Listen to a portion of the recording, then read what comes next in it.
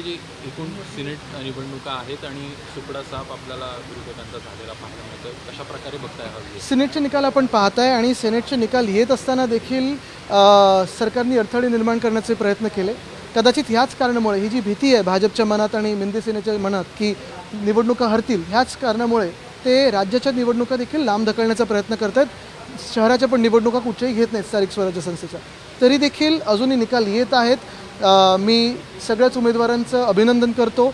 ज्यांचा विजय झाला त्यांचं तर अभिनंदन करतोच. ज्यांचा विजय नसेल झाला त्यांना देखील शुभेच्छा देतो की त्यांनी देखील प्रयत्न चांगले केले. सगळ्याच पक्षांनी चांगले केले प्रयत्न. आमच्या कार्यकर्त्यांनी खूप मेहनत घेतली, नेत्यांनी खूप मेहनत घेतली आणि सगळ्यात महत्त्वाचं म्हणजे मतदार राजांनी आम्हाला साथ दिली.